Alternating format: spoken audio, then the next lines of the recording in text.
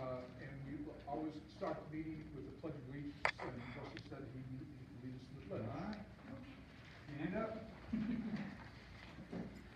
Everybody ready? I pledge allegiance to the flag of the United States of America and to the republic for which it stands, one nation, under God, indivisible, with liberty and justice for all. Thanks, Rusty. I'm Jim Cox. Our president, Barb Butte, couldn't be here today. She's at a retreat. She sings some in Thailand.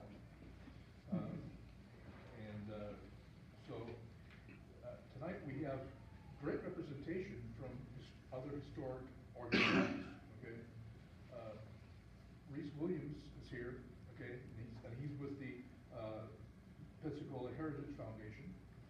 Okay, and but our speaker is also a historian for downtown Pensacola. Okay, Rob Overton. Okay, Rob with the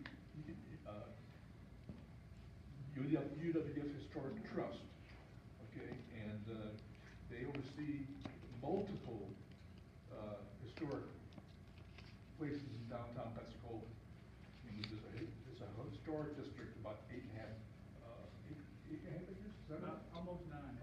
Almost 9 acres. Okay, with about 30 old buildings and several museums and everything else. And so Rob's going to update us on what's going on. But the Pensacola history goes back a little farther than Gulf Breeze. Just a little. I had to come through here to get to Gulf Breeze Pensacola. was here. That's It right. may not have been called Gulf Breeze, but the plan was here. Well, light turned off. That's up to y'all. If you can see or not, I'm good. Is everybody good with it? You want the light turned down? This is No, fine. leave it like this. Okay. Thank you, Russ. Well, We want to see Rob. thanks, Jim, for that. I like working with you guys. I was here one time before. It's been a few years, and I forget exactly what we talked on. We had a project going on at that time. I think that's what we talked about back when we were working on possibly the recreation of Trader John's bar as a museum exhibit. I think I remember that piece. Well, I had a little technical difficulty, and we finally figured it out. It won't display on both screens. So if I look here, usually to see what I'm talking about, I can't. I'm going to have to turn around just like you guys. I put together a little PowerPoint to talk about just sort of who the Historic Trust was. Most of you know the museums. You've been into the museums. Most of you have some knowledge of Pensacola's history. I kind of want to tell you what we do, because when you say the University of West Florida Historic Trust, it doesn't really explain much to you. What do we do? So we'll get started with that, and Jim stole some of my things. I'm going to talk about 30 properties in the 9 acres. We do manage 30 historic properties downtown Pensacola. I've got a map of those. I've got them highlighted. The green ones are our museums. We don't use all of those historic properties, as you can see or not over there. All those historic properties are museums. We have to fund these museums somehow. We don't get loads of money from the state. People sort of think that happens, but we don't. So the red buildings are buildings that we actually lease out to private businesses. We have some tenants. Pensacola Bay Brewery, if you've ever been there, they're a tenant of us. Pensacola Symphony, we lease to them. They've got a couple floors at Tivoli High House. We have a Pensacola Smokehouse, which is a restaurant. They lease from us, and a couple other businesses there. So that's what the red ones are. And then, I might get thrown out of here for this, but another way that other properties, when I say properties, it doesn't just mean buildings. We have some parks and some plazas, and so I can rent those out for events. The Great Gulf Coast Arts Festival pays for some of those. Fountain Park is part of it. We've got Museum Plaza, which is a relatively, within the last 7 or 8 years that we've done, and it is used quite regularly. We rent it out pretty regular, and the community has used it a lot. The other thing that we have sort of been pushed into, and I'll say that with some intent, is we've turned our parking lots over to a company to do paid parking. We woke up and found that we were the only ones who were not paying parking. And as our museum opened to the public at 10 a.m., by 8:30 our parking lots were full, and there weren't people coming to the museum. So we were providing free parking for most of the people who were working downtown. And while I think that's a noble thing for us to do, as a nonprofit, it didn't help us out. Here's the other problem. I turned the parking over to a parking company. It's been a little over a year full year of receiving revenue, our revenue is a 50-50 split with them. You know how much we ended up with as a nonprofit? $180,000 last year. Wow. It's like they hooked me on drugs. I can't give it up now. I gotta go back for more. I'm looking at where can I get another parking lot? I never would have thought that that would have happened. How So do we it's a get reality. We all know we go downtown. It's not just us, it's everywhere. But we're on board with that. And I will say that money goes back into our organization to help preserve our buildings. If it makes you feel any better, help preserve the buildings, help do the exhibits that we do. And we're also able to help hopefully retain some staff, because I've added some of that back to the staff.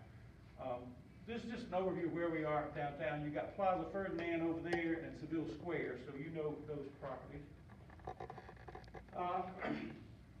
The museums that we have in Old City Hall, which was called T.T. Whitworth Jr. Florida State Museum for years and years. The time I got there, had a little hiccup in the road, and it decided that he's still represented inside the museum, but his name's not on the outside of the museum, and it's a Pensacola Museum of History.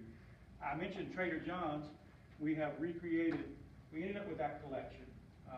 A long story on that, and I won't go through it, but it was going to be at the proposed Maritime Museum. That never happened. And once that happened, the people who held it came knocking on my door and said, you got to do something with this stuff. We got it, and I'm just paying for storage. And so we created, if you haven't, how many of y'all maybe have been in there? Thank you. Not If new. you haven't, I would encourage you to come down and go and see it. If you are familiar with Trader John's, a little bit of a story, you probably know this. Martin Trader John Wiseman opened a bar in Pensacola on New Year's Day, 1946. And he became quite famous and infamous for his, what we call Tradernomics. He would trade items for bar tabs to primarily the military. He loved the military. He had been a World War II vet. He was training in England for the D-Day invasion, and his last practice jump, he broke his leg and they moved him out. But quite a character, beloved by this community, and we recreated his bar. The night we opened, his two daughters came and were our guest bartenders. Wow. And I was a little nervous about letting them come into this place that we're trying to emulate, that they grew up around. Right. And they told me, you almost have it. Did pretty good. You just got to put a lot of dust on everything. It doesn't smell like cigarette smoke, stale here, and I'm not sticking to the floor. Right. And so that's the middle picture. And then we'll talk a little bit more about the train. We've got the historic village. So these are our Museum of History, the Museum of Commerce. We do living history in our historic village. We use a lot of volunteers, but we also hire some students. GBAHS over here is not a student any longer. He's one of our volunteers. But we do hire students. They get some ability to learn on things with this. We do reenactments, and we have recreated an outdoor kitchen house here that we can do cooking in. I won't let them do a fire in the original houses, because I'm afraid if they burn it down, we'll never get it back. We couldn't build it back. But we bring in about 15,000 school kids a year on field trips. We have a contract with the Escambia County School Board that every fourth grade class, the students don't have to pay, or the chaperone. They come and visit our site, or the fourth grade is Florida History Year, for our field trip. We also bring in a number, I don't have a contract with Santa Rosa County, but we bring in students coming to us from field trips. Have a lot of Baldwin County students that come over, and we've had some from as far away as Bay County who've driven over to do their field trips here. And like I say, on average, 15,000 a year. And then we also go and help other historic organizations. Our guys love to do their military or whatever, their living history garb. And we've gone over to Fort Condy, Blakely, they've gone in other places in Tallahassee and other places, helping them do their reenactments. But and they will come out and speak to groups too in costume. Historic preservation. The Historic Trust, way back when it first started, was the Historic Pensacola Preservation and Restoration Commission. That's a lot, quite a name. And we were founded in 1967. Some of our founders were Earl Bowden, who has been chair of us for a number of years. We were a nonprofit that was created by the state government to manage state-owned historic properties in Pensacola. There were others in different areas. We got a little bit of state funding, and as a nonprofit, they said you can raise the rest of it. You can sell tickets, you can take donations, and so that's how we operate. We were a direct support organization of the Florida Department of State Division of Historical Resources. Our board was appointed by the governor. The state had about 11 historic preservation boards around, scattered about, and they decided over years that it was more trouble than it was worth. They would like to put those preservation boards and those historic properties under the control of some local entity in that community. So Tampa, they wanted to, I think they went to the city of Tampa. This began happening in the 1990s. By 1999, there were only 2 of the 11 preservation boards left. Pensacola and St. Augustine. We're still doing that, back and forth. St. Augustine properties went to the city of St. Augustine. So the city said, yes, we will do this. And that's the old Spanish Quarter, if you go down there. Those were state-owned properties that city of St. Augustine started managing those. City of Pensacola said they wouldn't touch us with a 10-foot pole. There was just nothing but a lot of money to keep these old buildings up. And we were fortunate that the University of West Florida, and we've been here for a while. Anybody remember Morris Marks, Dr. Morris Marks, who was the president? When I first came here, he was president. Morris said, I think we will do this, and working with Jerry Maygard and some others, Jerry was in the legislature at the time, they brought us in under the university. They transferred our budget from the Department of State over to the university, and the other big thing that happened is our board members that managed that I answered to went from being appointed by the governor to being appointed by the university president. And our mission changed a little bit because now we're educating future preservationists, but we also continue our historic preservation roots. This is the frame for the stained glass window in Old Christ Church. Really? We were doing some work on it. We noticed it was sagging a little bit. We finally got the scaffolding up to look at it, and we knew it needed a little work, and realized that it was worse than we thought. The frame was in very bad shape. This frame, so let me go back. Old Christ Church, Episcopal Church downtown, we call New Christ Church the Christ Church that's up on Palafox and Wright. That's new. Which they built in 1902. It's still New Christ Church to us. It's over 100 years old, but that's that new church. The stained glass windows that are in New Christ Church were originally in Old Christ Church, and they took them with them when they moved. We thought they took frames and all, but they didn't. They just took the glass.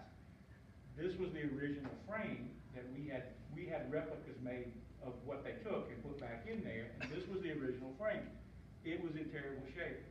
We had a company out of historic stained glass experts out of St. Louis came down to work on it, and they ultimately packed this up, the glass, the frame and everything, and took it back to St. Louis, and it stayed there for about 2 months while they were restoring it. They didn't just come and build a new one. They just cut out the bad sections, replaced those sections, and so it's still a mixture of the old and new. But that's the true preservation. The easy thing would have just been to go ahead and have a fiberglass or metal frame made for it, paint it, make it look, and it wouldn't have really looked that much different, but we know it's not part of the original. So we take great strides working in the with the preservation. The other part I've got on here is that 9 acres we have, it is an archaeological site. We sit on the downtown property where we're at, or on the site of where the original Spanish and British forts were. If you're familiar with Seville Square, and then you Plaza Ferdinand, which is over on Palafox, right in front of the History Museum. Those 2 plazas, they date back to when the Spanish were here. They were much bigger back when the Spanish and British were here because those are what's left of the parade grounds at the eastern and the western gate of the fort. Everything between there was the fort, which was a very large fort. It went from Main Street up to Government Street, a couple blocks up, and went from where Old Christ Church is to the History Museum, and a lot of buildings in there. So we are walking on ground that a lot happened. Andrew Jackson accepted the state of Florida for the United States, meeting with the Spanish General Caldera there right out the fort. It's not in Jackson's restaurant. I don't care what Collier or Merrill told you. It's right outside the fort. So those are part of the archaeological pieces that we have. I did tell you we are a direct support organization of the university. Our staff are university employees, so we are state employees. I dual report report to the Vice President of, University Vice President, which is our Vice President Howard Reddy, who's the Vice President of University Advancement. Howard's a great guy. We fit well in University Advancement because the university's foundation is also the fundraising arm of the university. They are also a direct support organization of the university. They are a nonprofit that raises, their mission is to raise money for the university. We're another nonprofit whose mission is to do historic preservation, manage museums, and we work pretty well, and Howard's been able to raise some funding for us that do things that we never really could have done. And I'll mention a couple of those here in a second. We do teach not only the school kids, but we also teach university students on how to be museum professionals. We give them opportunities working in their field. And then we do have some meeting space. I think you guys have, Heritage Foundation's used our Bowden building, some of our meeting spaces, and those are available. I talked about Museum Plaza. That's what that photograph is out there now. It's another urban green space that wasn't there. I took a beating on this one, and I probably should have. We've been asking for additional state funding. When we moved to the university in 2001, we brought our budget over with us, and then we got a little extra money because in the Department of Education, they have what they call formula funding, and it was based on the square footage of buildings you had. You got so many dollars per square foot. I think it was $6.46 per square foot. Well, we had over 100,000 square foot buildings. So all of a sudden, we went from having about $50,000 a year to manage these properties to we had almost $600,000 a year. We thought we were rich, and we went about fixing these things that we had been holding together with baling wire and chewing gum for years. The problem is, that's all we still get. From 2001 to 2025, it hasn't gone up. Have you seen the price of electricity lately? We're spending a lot. So our board got together and said, we're not going to get these state funding, and we probably should quit asking. So we need to make these properties work harder for us. We need to tap into the tourist market. We got to do something to make people notice this. And this plaza was one of the recommendations we had, and we are making money off of it. I think now, but we didn't know then, I wiped out about 70 parking spaces right there to make this plaza, and if I made $180,000 for the parking spaces we had now, anyway, we might have thought about this differently, but it has worked. Where is it exactly? This is right behind right by the museum? Museum of History. If you go between Tarragona Street, right there, and you might see the between Tarragona Street and Jefferson Street, and Zaragoza and Church. Okay, I know, thank you. The Bowden building faces it, right there. Thank you. I don't want to eat up all your time. Other things that we do, advisors to the Pensacola Architectural Review Board. We don't vote, but we provide them the history. We keep the historic files on most of the houses in the historic district to show them what it originally looked like, the history of it, so hopefully they will vote to keep the historic nature of those. Okay. We're not always successful in them taking our advice, but more times than not, they do. We do help people do research on their historic homes. We have an archive. We help research on our families. Our archives is in what used to be the old Beacon building. It's called Voices of Pensacola. A lot of historic photographs that we have up there. One of the things that we do are the historic murals, which is photograph murals on some of the buildings. The one they're putting on Adams Home with the Spanish Conquistador, I think it looks okay. It's not part of our project. We're willing to help them, and they have taken some of our advice, but I think they like the design, so we'll see where we go with that one. But we're also members of other various groups. I think I already talked about Howard, and I've talked about me, and we do have 17 full-time staff, 20 part-time, and right now our volunteers are they're seasonal, so right now we're at about 20. When we get in the fall, I'll bump that up to about 30 or so. We have some who don't live here who come back. That's my 15,000 school children. We average 180,000 visitors. In 2019, just before COVID, we broke 200,000 visitors. I haven't gotten back to that yet, but that's actual visitors that we click through our site. When I first started here, we maybe in ticket sales generated $30,000 to $40,000 a year. That's been a while. It's been 23 years ago.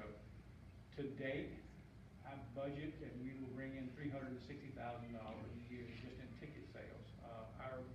We get our state funding, but the way we sort of divide out our other funding that we get, ticket sales is now a fourth of what our nonprofit budget is, or about a fourth of it. We rent our facilities, both long-term rentals like Pensacola Bay Brewery, but we also rent them out for events, Old Christ Church for weddings, Museum of Commerce. That makes up another fourth of our budget. We do receive some of the tourism development tax dollars, the bed tax, because we are a tourist entity. We get about $150,000 a year from that. So that makes up part of it, and then we get a little bit from the city, but then we also do state grants. So that makes, altogether, that's about a fourth of our budget. And the final fourth, they've only done 3/4 so far, now is we're getting it from parking, from our store sales, and from donations. And so our budget is running, we hit $1 million budget in our nonprofit back about 2019. We are averaging, we're up to about 1.5 million, 1.6 million now. So we are continuing to grow the revenue, which is what the board wanted to do, not depend on state funding, but earn it ourselves. And we've been very fortunate to do that. What that means for us is that we have, to make us more enticing to visit, we've done some site improvements. And this is done through funding, not state dollars. If we could get a grant, sometimes we get grants. But this is a non-grant piece. All of these is part of Museum Plaza. We, from money we raise, and then we also get donations. Do you guys remember David and Emily Walby? Yeah. Dave Walby? Yes. David and Emily donated money for this stage here. Behind it, you can't really tell, but there's a playground. The students donated funding for that.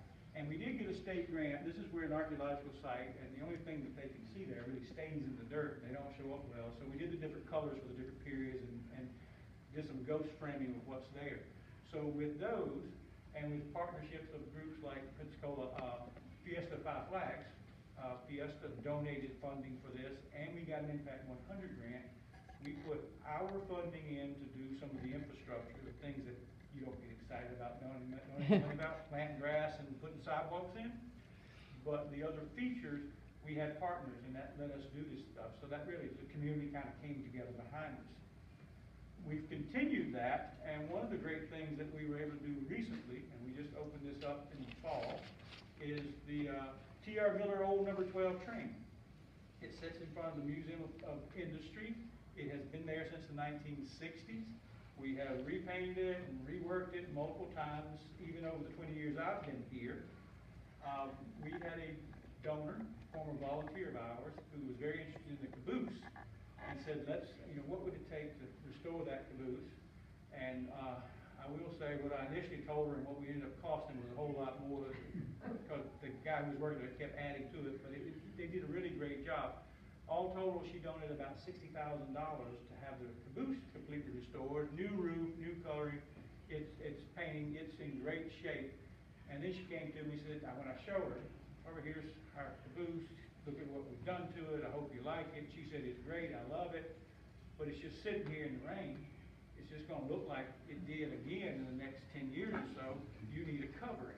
And Barbara, I know that, I don't have the money for one.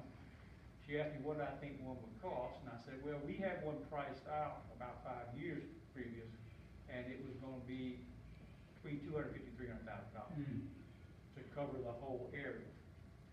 She said, yeah, that's a lot. We went away for Thanksgiving, and I came back, and just a little while, about the first week of December, she called me, and she said, I've been doing some thinking, and your price is a little old, I'm sure it's gone up.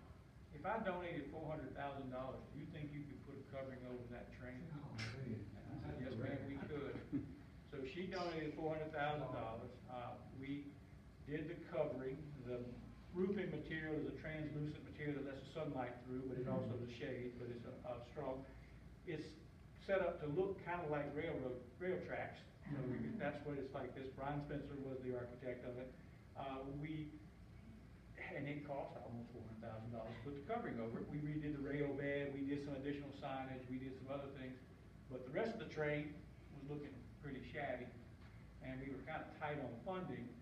So, members of the McMillan family and their offshoot who run the T.R. Miller Mill, who had the T.R. Miller Mill Company, multiple individuals, about 16, and the mill, all pulled money together and raised another $115,000 that allowed us to completely repaint, restore. This is when it's being sandblasted back down, do a lot of welding of pieces that were going on. So for about $515,000, I don't have the finished product. Maybe I didn't do that one. You're getting what you're looking right here. It's very well lit at night. It's a preservation project that has been got a lot of press over locally, and it's going to be there for years to come. So those are things that we couldn't do by ourselves, but people believed in us, and we were able to follow through. Some other little things that we were able to do recently, we worked with the city. This is Zaragoza Street between Tarragona Street and Adams, down where Seville Square is at. We're our historic village, Museum of Commerce on the right. On the left is industry where the train's at, and then our historic village. I'm bringing in 15,000 school kids. The buses pull in, drop them off, but cars come down there, and it's not safe. And if you have a stroller, or if you're in a wheelchair or motorized cart, and you purchase a ticket at our activity store, which is about mid-block, and you want to go into our historic village, which is directly across the street from it, step down from the street like this, you'd have to go all the way up the block and come around. So with some funding that we were able to raise, around $100,000, we approached the city, and they built us a raised crosswalk. So the city of Pensacola came in, did the engineering, handled the construction, raised crosswalk. They bumped out the street and made it narrower by putting a couple bump outs here. And we got the ballers, they were just there, but when they do events now, like the Great Gulf Coast Arts Festival, they don't have to have a car parked there. They can put these in, which saves funding. So the city did the work and we paid for it. And it really turned out nice. This is the raised crosswalk that goes over to the historic village.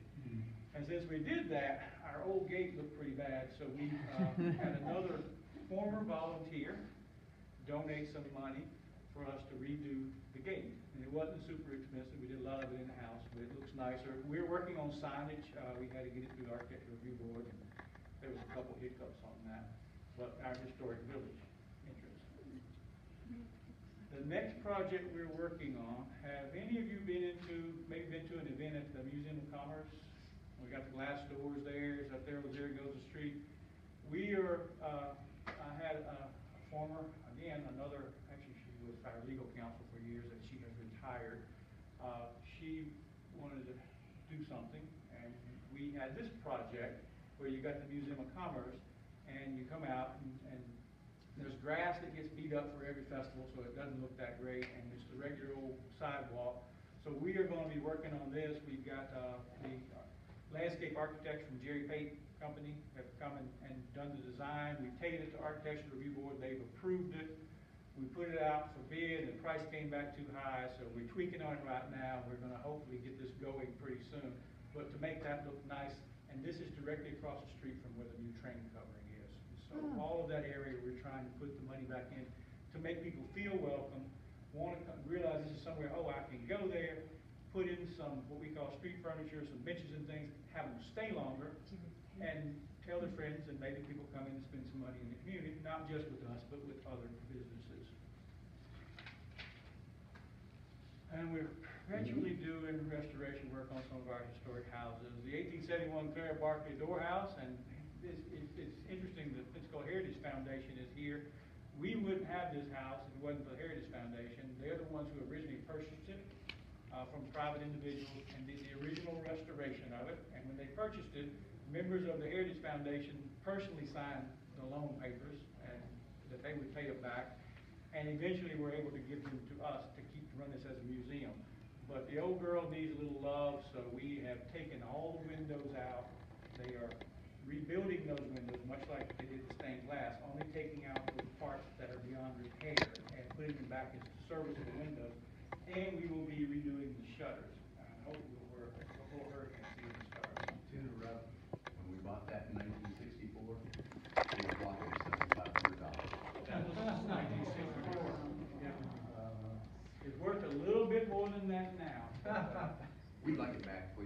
Right. It belongs to all of you because it's state property. That's right. Other project that we have had some donations for, the Bayer family gave us some funding, and we've had some other people put some funding up, is the south side or the Main Street side of the Pensacola Museum of Art. We have completely repainted and reworked this ironwork that was out there, and we are working on a lighting scape for it. It's not lost on me, there's a hotel across the street, and I want every guest over there to go, what is that building, and maybe I should go and visit it. And we're working on that piece. I hope that that's all done by this June, and it should be a nice view when you go in. It's also not lost on me that the Pensacola Cultural Center has just done a lot of work on their place, and they are opening their rooftop bar area. The soft opening is tonight, and it's looking really great. We were looking kind of shabby, so we're taking the place up. Pensacola Museum of Art this year last year celebrated their 70th anniversary as a museum, an art museum, 70 years here in Pensacola. So Wow. that's part of their makeover that they've got for 70 years. The building was originally a jail. Yeah. The bars on the outside sort of remind me of what that was. And another thing that we've done, and I was going to grab I had a meeting before that ran over, so I was a little bit of a rush to get here. We have done a new magazine. It's not a magazine that we're telling long histories, but it is a magazine that we've got things that we've done over the past year. It's almost like an annual report, but it's not facts and figures and numbers. Here's an exhibit we did, and oh, did you know? Here's an interview with one of our volunteers of why you do these things, and you've got the magazine.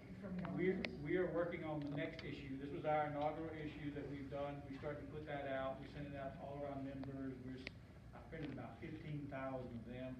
And so far, I've only gotten about 11,000 out in the community. I've still got a few. I was going to bring some over, but it's a good way to feature some local people who are doing a lot of wonderful things in history and art, and it promotes us too.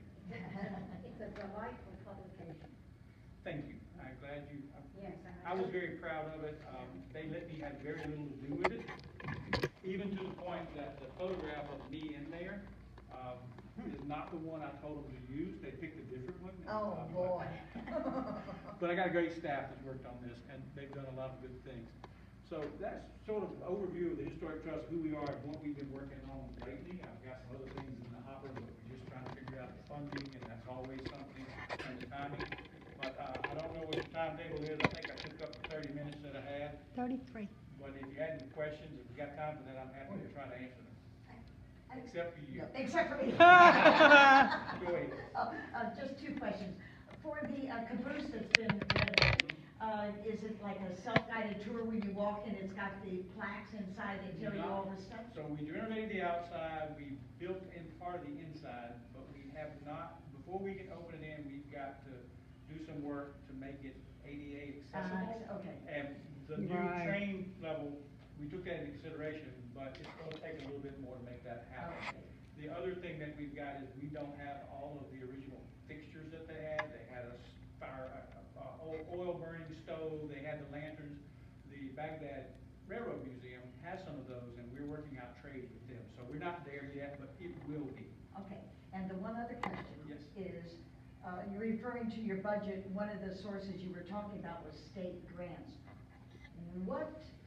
What types of state grants have you been able to secure? In other words, from the Department of Education, Department of whatever? Because I used to do all the grants, I still do some. Okay. Mostly we get, because we are a nonprofit, if they don't do it private citizens, but the nonprofit or municipalities or county government, we get grants through the Florida Department of Historical Resources. They have a few grants. The main one we get is what they call their special category grant. The special category grant are large preservation grants for things in Florida to do historic preservation, or you can do exhibits, and they are up to, last time I looked, they were up to about $500,000 that you could get. Now, you have to have match with it. You have to match it with at least $150,000, so it's a 50, it's not a 50-50, but match. And that match can be in kind, but part of it has to be cash. You don't have to ask for the full $500,000. So the last one we got was about $70,000. The The other grant program they have is still the same application, but it's called their small matching grant, and it's the same application, the same type projects. The match is lower, but the amount is up to $50,000. The other state funding that we have been able to get is I do get some general operating support from the Department of State Division of Cultural Affairs. They will give museums and other groups operating funds. I can put some salary on that. We only are able to get between 50, I think 60,000 is the max you can get, and usually what they do as a state entity is they rank all these people, throughout the whole state of Florida applies, they rank them. This is the money that the legislature provided, so they try to give everybody something. So it's very seldom we get that 60,000. They do what they call it an iteration. They plug you in based on your score, you only get a portion of that. So we get those, and then the final that's funded by the state is the Florida, we're Goldberg's on this thing. It's the Florida Humanities Council. They get state funding to re-grant. Typically what they do is program funding, so we've gotten $5,000 to do, when we did the bicentennial celebration, we got $5,000 to buy the bicentennial costume so we can have the soldiers march in. So those are the ones that we typically get. Does that help? Great, yes, very much. Yes, ma'am. What can you tell me about the Lear house? Oh, the Lear House. You've heard something, haven't you? My grandmother lived there with her 4 sisters and my What great-grandmother, was her name? Winnie Markham. But they were Copelands. Oh. The So the Copelands. Lear Rose. In one room. Yes. The Lear Roseblade House is down on Zaragoza Street in its original location. It's built 1890. It was built by a couple named John and Kate Lear. He was a businessman. She kind of was at home, but she was helping oversee the construction of the house. 1890s, they built the house, but they never lived there because just before they finished the house, they got a divorce in 1890. And they got a divorce on the grounds of bigamy. John found out that Kate was already married to someone else and married him. So the case is in the Escambia County Court over there. You can go look those documents up. So that's why the house has 2 names, Lear Roseblade. So they built it, but they didn't live there. But the first family that lived there was the Roseblade family. Captain Benito Roseblade, he was a harbor master in Pensacola. He had a tugboat, and we think tugboat is not a push boat. This was an ocean-going boat. He used to tow a barge from downtown Pensacola over to Pensacola Beach on Sundays for people to go over and picnic. You could get on the barge and ride over. I'm And reading he had about that. quite a number of children, and they were there for 20 or so years, from the 1890s up, on. One of the stories about him, he got in trouble. He was harbor master, but he was also, at this time, he was doing the dredging of the channel into the bay. It had all of his equipment out there. And this was the time that things were going on in Cuba. And he got in trouble by the federal government for supposedly running guns to Cuba, rebels in Cuba, and they confiscated his tugboat. And the city of Pensacola and the county had to petition the government to let him go and free that tugboat because all dredging and commerce had stopped in Pensacola because he was in the middle of dredging, they couldn't get in. Supposedly that was part of it. And then later it became a home for other families, a few other families, and that's probably when your family was there. And eventually, in the 1920s, this was even probably later than that. In the 1920s, it was a boarding house ran by a lady, and I cannot remember her name. I can't think of it either. I've got it in my So notes. we have it interpreted, it's on our tour, as a 1920s boarding house. And we used to just do the first floor, and now we do the second floor. We don't have an elevator, but we can bring you up there. But don't be surprised if you go up on the tour, I shouldn't tell you this, and you're looking at one of the rooms, we have rooms set up as our borders could have been. If there's not a secret knock and a bookcase opens and you go in and there's a speakeasy, but you didn't hear that. Is it stocked, Rob? It's not, but we have rented it out for a couple of events and they've been pretty good. It's small, That's but, cool. It's That's nice. awesome. It's a hidden gem there. And it was redone maybe 10 years ago? We reinterpreted it after COVID, so. Oh, We again, did about 10 okay. years ago, but then we've redone it again within the last. Since. year. Okay, thank you. do a downtown tour, don't we? Well, thank you. Any other questions? Yes, ma'am. I wondered if you consulted, does Dean Bolt have any say at all? We work with Dean quite closely. Does he have any input historically with the collections and things? We have a collection downtown, Dean has a collection on campus. Yeah. We share items pretty regularly, so when we're doing an exhibit, we often say, hey, Dean, we're working on an exhibit on historic maps of this area. Here's what we've got, what do you have? And so we collaborate with them. The other part that's the connection, the more solid connection that we've done within the last 2 years with Dean and the library is our archivist retired, and we wanted to get a faculty level archivist, and we can't afford one. So we partnered with the university's library, and we have Chris Levesque, who is a PhD, professionally trained archivist, who spends 3 days with us downtown running our archives, and 2 days on campus. But the staff at the archive, they can reach him, he's on campus, they can FaceTime him, they can call him. And so Chris works directly with Dean. So we have been doing some major sharing of items. As a matter of fact, the university's got a program, they got a grant program that is a transcribing program that they're doing online, virtually, that they're asking people to come in and help transcribe some historic documents. And they're all in English, but the handwriting, and so they hope that everybody tries, and they can find a consensus and read these. There's probably 100 documents that they've gotten, and about 40 of them are ours, that Dean's running that program. So, and we're also working with Dean on a little thing we're doing over at the Community Experts. I just wondered, because he's such an interested man. He is, and he's a wealth of knowledge. Yes. Secondly, I wondered about the art museum. Would the art museum have been able to continue if it hadn't come under your umbrella? I don't know. And I'll say this, the leadership of the art museum at that time was probably in the best position to understand whether that was doable or not, and they chose to come over.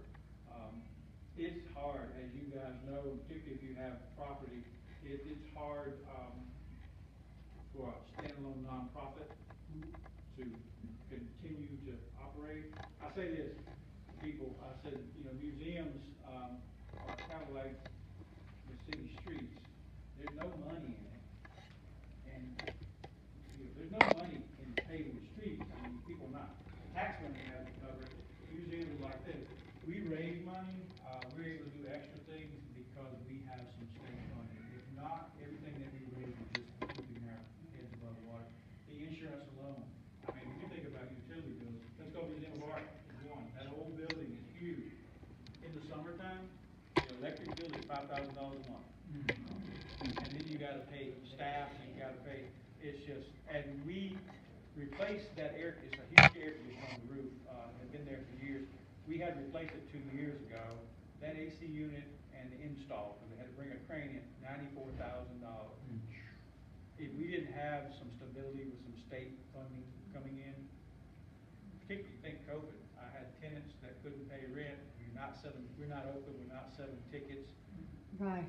but our state money came in, so it's, thank y'all for your paying attention. Are those transcribing jobs paid or a volunteer? I'm sorry? The transcribing you were talking about? It's a volunteer. And who do you go through UWF to find out? Yeah, it's on, Okay. it's posted on the Okay. University Library's Okay. page, and I think we have it on our page too, Thank they just you. did it.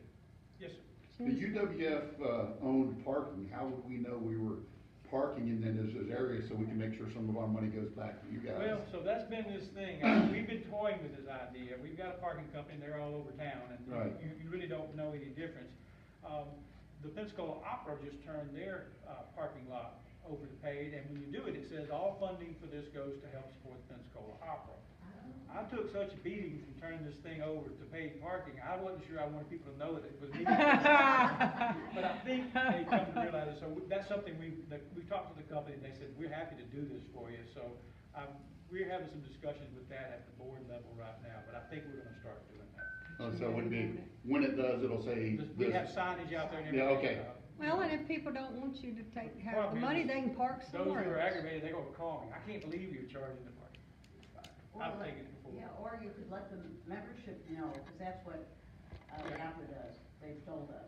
So and they've been, more recently that's happened, and I've been paying attention, it's like, this is actually, we should do this. And you're in the red zone. We are in the red Yeah, zone. a lot of people Our don't like the red contract- zone, but. We have probably, about 8 more months on our contract with the red, and then I'm gonna open it up and see what we can get the better deal. And the better deal is not always how much more money we can make, it's the better deal. I will say, we did the red, but the board specifically put in our agreement that we would do passive enforcement. They will not root on our lot, they're not towing on our lot. And you will get a park, you don't pay, you'll get a ticket, but, I mean, they're not even a governmental entity, you're basically, they will flag your credit, that's all they'll do if you don't pay your ticket. But they like to tow, and they like to boot, but we told them no. And what's nice, I guess your lot is by the clubhouse, and they will pay our parking when we park. Right, and they were able, So, and that's a nice they thing. did the validating of the parking there. Yeah. So get ready for it, because, the city has started charging parking a good bit on some of the streets, and we're pretty good right now on the east side of, Carragona Street, but they've got slated by December of this year, from there all the way down to Seville Square, is gonna be paid parking on both Church Street, Carragona Street, and I think Government Street. But not Alkmies. I don't know yet. That's on the party side. Anyway, I hope I entertained you for a little while. Yeah, thank you. I'm sorry I went over a little bit, it took me 30 minutes and it's been 45. That was very. That's all right, it's good. Thank you. Good There you stuff. go. Come back, please. Yeah. That was really good. I'd love to. And, Barb, why don't you have some cookies? Oh, there's your thank you gift, Bob, Rob, let me see your You thank you. guys are great, but I'm close to the cookies. Oh,